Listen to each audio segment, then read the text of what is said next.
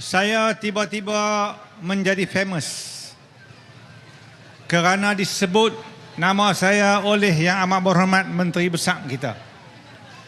Kemudian diulang sebut oleh Menteri KDN 2 kali dalam ceramahnya. Tetapi sebutan Yang Amat Berhormat yang diulang oleh Menteri KDN tidaklah sehebat bila media sosial menularkan pakaian saya, berpakaian dengan baju berwarna oranye, tertulis lokap SPRM, jalan dengan tangan bergari. Tuan-tuan dan puan-puan, apa yang saya lalui? Saya tidur di lokap 3 malam setelah hari pertama keterangannya tidak selesai. Apabila kawan-kawan bertemu saya di luar, sebaik saya diikat jamin. Mereka tanya, apa Abang Haji? Saya kata, insya-Allah. Penahanan saya selama 3 hari menaik dan meningkatkan semangat dan juang kita untuk sama-sama kita mempertahankan Perikatan Nasional di negeri Kedah ini. Tuan-tuan dan puan-puan yang dihormati sekalian, Hasan Al-Banna ada menyebut, kalau kita dibuang ke luar negeri, anggaplah itu sebagai melancung. Jika kita ditahan di lokap, anggaplah itu untuk kita berehat. Saya berehat 3 hari. Hari ini saya naik pentas untuk menerangkan pada tuan-tuan dan puan-puan bagaimana jahat dan liciknya mereka. Orang ramai tidak tahu, kebanyakan orang ramai tidak faham bagaimanakah proses perundangan. Yang pertama yang berlaku, mereka mengambil keterangan. Selepas mengambil keterangan, yang mana untuk saya diambil keterangan 3 hari berturut-turut untuk menyediakan kertas keterangan sejumlah 27 muka surat. Selepas keterangan ini diambil, maka dia akan dikaji sama ada kes ataupun tidak ada kes. Kalau ada kes, maka akan dibuat pertuduhan. Itu tahap yang kedua. Dan tahap yang ketiga, jika ada pertuduhan, kita kena hadir ke mahkamah untuk dibicarakan sama ada kita salah ataupun tidak bersalah. Tetapi bagi musuh politik kita, soal mewujudkan pertuduhan, soal bicara di mahkamah, soal keputusan mahkamah, bagi saya tidak penting bagi mereka.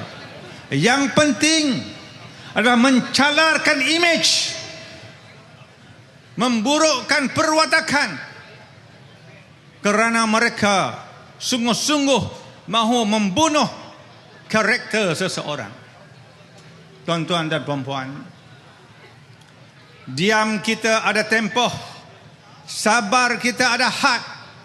Saya tidak boleh bersabar dan terus diam apa melihat pimpinan kita diasak bertubi-tubi. Kita akan lahir dan berada di depan sebagai benteng, mempertahankan kebenaran yang dibawa dalam perjuangan parti kita. Tuan-tuan dan puan-puan yang dihormati sekalian, yang cuba dibangunkan, yang cuba ditunjukkan, tidak ada lain. Kita adalah orang jahat. Sebab apa? Kita pakai dengan baju oranye, lokap, mencerminkan kita orang salah. Orang awam tidak tahu salah ataupun tidak. Kita baru diambil statement. Statement yang diambil pada saya tidak ada satu yang khusus menunjukkan kita salah laku. Tidak tahu apakah pertuduhan yang akan mereka bawa. Tetapi imej yang telah ditaburkan pada rakyat seolah-olah kita salah. Maka pada malam ini saya hadir menegaskan, insya-Allah tidak ada apa-apa yang kita buat. Tuan-tuan dan puan-puan, saya diamanahkan untuk menjaga Perbadanan Menteri Besar Kedah. Satu perbadanan untuk membangunkan ekonomi negeri Kedah. Bukan setahun, bukan 2 tahun. Saya mengikuti angka-angka pendapatan kerajaan negeri Kedah. Pendapatan kerajaan negeri Kedah hanyalah di sekitar 600 hingga ke 700 juta. Kadang-kadang sedikit melebihi 700 juta. Tidak pernah mencecah 1 bilion setahun. Tuan-tuan, negeri Kedah, negeri kita yang miskin. Saya tidak mahu untuk terus melihat negeri Kedah dan rakyat negeri Kedah berada dalam kemiskinan. Kerana itu amanah dan kepercayaan yang diberikan kepada saya untuk membantu negeri Kedah membangunkan ekonomi, menduduki tempat yang atas di dalam susunan ekonomi di Malaysia, supaya kita berada di tangga yang atas. Saya berusaha bersungguh-sungguh. Kita mencari sumber baru kepada negeri Kedah, dan sumber baru ini telah kita temui yang dinamakan REE ataupun Rare Earth Element, unsur nadir bumi. Unsur nadir bumi ini, tuan-tuan dan perempuan, kalau kita baca jadual perkelaan unsur, ada 17 elemen di dalamnya. Ia perlu digali, dilombong, dan kaedah perlombongannya adalah kaedah yang baru dan berbeza, menggunakan kaedah in situ leaching, di mana ditebukkan lubang yang lebih kurangnya 4 inci, dalamnya boleh mencecah 7 meter, 10 meter ataupun 15 meter. Kemudian ada pipe disalurkan secara horizontal untuk mengumpulkan mineral tersebut. Di atasnya diletakkan pipe, dimasukkan chemical, kemudian ada tindak balas kimia. Dengarnya mudah, tidaklah begitu susah. Tuan-tuan dan puan-puan, kita berusaha bersungguh-sungguh. Tak berhenti saya berjumpa dengan Menteri Besar, tak berhenti saya berjumpa dengan setiausaha kerajaan negeri, dengan pengarah pilihan raya, pengarah PTG, berjumpa dengan pengarah JMG, Jabatan Mineral dan Geoscience, untuk kita mendapat kelulusan. Saya juga berbincang dengan kementerian bagaimana kita seharusnya mendapatkan SOP. 3 tahun belum lagi berhasil. Kita berusaha bersungguh-sungguh. Malangnya ada orang yang datang mencuri. Si pencuri telah ditangkap, si pencuri telah dihukum. Tiba-tiba dikaitkan kita adalah pencuri, Menteri Besar adalah orang yang melindungi kita. Ini semua fitnah semata-mata. Tuan-tuan dan puan-puan, pasal apa kita nak curi? Dan bukti yang mereka berikan, ada surat daripada PTG kepada MBI Kedah dan juga seorang yang bernama Ho Ching Ming, denda compound kepada kita kerana berlaku kecurian. Kalau salah, kalau setuju salah, terima kesalahan, sila bayar compound. Yang bayar compound itu adalah Ho Ching Ming. Tetapi nama MBI ada atas surat tersebut. Kenapa nama ada di atas surat tersebut? Bila saya menerima surat tersebut, saya tidak mahu untuk menerima. Saya pergi berjumpa dengan pengarah. Saya kata, jangan letakkan nama MBI, kerana kelak ia akan mencemarkan nama baik MBI dan juga Menteri Besar Kedah. Dan pengarah PTG merujuk pada Timbalan Pendakwa Raya. Timbalan Pendakwa Raya memaklumkan, kerana MBI adalah pemegang lesen yang sah untuk kawasan tersebut, iaitu kawasan ladang hutan, maka kena letak nama MBI. Bukan pasal kita pencuri. Menteri Besar Kedah dah berulang kali menerangkan perkara ini, tetapi musuh politik masih tidak mahu menerimanya. Maka sebab itulah kita terus diasak lebih diasak. Tidak pernah dalam satu tempoh yang pendek, dalam 7 hingga 10 hari, 3 isu SPRM datang kepada MBI. Angka 13 juta yang disebut itu bukan masa kita. Zaman dulu pelaburan di luar negara, kita berusaha untuk mendapatkan balik. Tiba-tiba dikaitkan dengan itulah orang kata jumlah yang dikatakan berkaitan dengan REE. Saya tanya pegawai saya yang ditemu bual oleh pegawai SPRM, 13 juta ni benda apa? Apa yang mereka tanya? Apa yang mereka tanya? 13 juta ni duit apa? Tuan-tuan tahu apa jawab pegawai, pengurus saya, pengurus keuangan? Kita tak tahu tu Haji. Saya pun tanya mereka ni apa dia. Yang menemu bual tu pun tak tahu apa dia 13 juta tu. Cuba tuan-tuan fikirkan. Depa yang main temu bual pun nak ambil keterangan, depa pun tak tahu nak ambil keterangan apa. Dengar orang kata 13 juta, depa pun 13 juta, 13 juta. Ada hamba Allah mana dia kata ini REE curi dan sebagainya. Ini betul-betul nak membunuh karakter seseorang dan juga untuk memburukkan nama seseorang.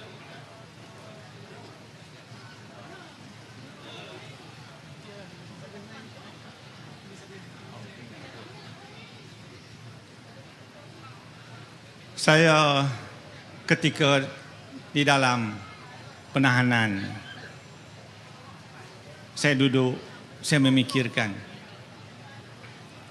dan saya bertanya kepada pegawai yang bertugas, kalau satu hari nanti kamu yang bertugas untuk mencegah rasuah, tiba-tiba kamu terpaksa memakai baju oranye seperti saya dengan tertulis lokap SPRM, sedangkan sepanjang masa kamu bertugas, kamu cukup teliti dan jaga, tiba-tiba kamu ditangkap, terpaksa pakai baju, tidur di lokap. Tuan-tuan dan puan-puan, saya bekerja dengan sungguh-sungguh. Saya sentiasa menjaga agar rezeki yang dibawa balik, rezeki yang halal, hak kita, hak orang kita jangan ambil. Ini saya cukup teliti. Tengah kita bekerja, tiba-tiba datang SPRM. Saya dipanggil untuk isu litar lumba di Sungai Petani. Mereka juga ingin mendapatkan keterangan. Sedang saya memberi keterangan, tiba-tiba ada pasukan lain datang, panggil saya, kata kamu hentikan dulu kata tajuk ni, nak masuk tajuk kedua, tajuk REE. Maka dia tanya kita macam-macam soalan, kita pun jawab. Sekarang dia kata saya nak pergi gelidah di pejabat. Masuk ke pejabat, di gelidahnya pejabat kita. Habis gelidah di pejabat, dia kata sekarang kita nak pergi gelidah di rumah. Pergi gelidah di rumah saya. Saya dibawa ke pejabat SPRM Sungai Petani. Kemudian daripada situ saya dibawa ke lokap Pendang. Di sanalah saya berehat. Tuan-tuan dan puan-puan, kita sedih. Saya tanya pegawai tersebut, kalau satu hari kamu kena macam saya kena, apa perasaan kamu? Dia sebab matanya merah, nak sambung temu bual tersekat-sekat. Karena mereka tahu, mereka kata kami Tuan Haji, kami sekadar menjalankan tugas. Tetapi yakinlah tuan-tuan dan perempuan, apa yang dibuat oleh mereka sebenarnya betul-betul untuk membunuh karakter seseorang. Kerana itu saya mengajak tuan-tuan dan perempuan, boleh atau tak boleh? Pada kali ini kita turun beramai-ramai memberi sokongan kepada Perikatan Nasional.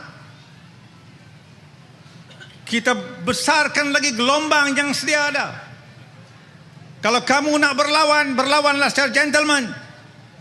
Jangan menggunakan kuasa dan sebagainya untuk memburukkan pimpinan-pimpinan kami. Saya tidak boleh bersabar tuan-tuan dan perempuan. Sabar kita ada batasnya. Sabar kita ada haknya.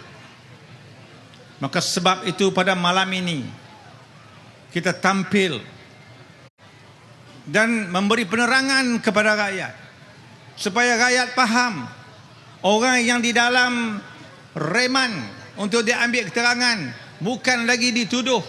Orang yang dituduh belum lagi tentu bersalah. Dalam kes ini cuba dikaitkan dengan kelulusan yang diberikan oleh saya kepada syarikat tertentu, yang mana syarikat ini ada memberikan sumbangan dana politik kepada parti PAS. Mereka nak bagi sumbangan. Saya kata sumbangan jangan bagi di pejabat. Sumbangan nak bagi pergi ke pejabat kita. Sebab itu urusan politik. Jangan campurkan antara urusan politik dengan kerja pentadbiran di pejabat. Kerana ini akan menimbulkan fitnah. Maka mereka pun bawa duit pergi bagi di komplek PAS. Dia bagi di komplek PAS sejumlah 1 juta ringgit. Ada orang sayang pada parti kita, tuan-tuan dan puan-puan. Mereka bagi sumbangan. Kita terima. Parti kita terima. Bukan Haji Sobri, CEO MBI terima. Tak. Parti kita terima. Tetapi parti kita juga teliti. Dia kata kalau macam ni bahaya. Takut dijadikan sebab kita meluluskan sesuatu, sedangkan dua perkara itu tidak ada kaitan. Maka parti mengambil keputusan memulangkan sumbangan yang diberikan tadi. Sumbangan yang diberikan tadi, walaupun kita perlukan wang untuk pilihan raya, kita pulangkan pada orang yang bermurah hati. Kita pulangkan balik. Bagaimana nak dikaitkan kelulusan yang kita berikan dengan sumbangan yang diberi dan dipulangkan balik? Kalau tuan-tuan tidak tahu realiti, sudah pasti kita pun tertanya-tanya. Sudah pasti kita tertanya-tanya, apakah sebenarnya yang telah berlaku? Sahabat-sahabat saya yang kenal hantar banyak mesej, suruh bersabar, tenang. Dan saya jawab pada mereka, terima kasih pada sokongan. InsyaAllah kita di pihak yang benar, tidak akan gentar, dan kita akan terus bangun, berjuang menegakkan keadilan dan memenangkan PAS dan Perikatan Nasional dalam PRN pada kali ini. InsyaAllah kita mula bergerak, bukan satu negeri yang kita tawan, tetapi 6 negeri. Dan bukan sekadar 6 negeri. InsyaAllah Putrajaya akan kita tawan.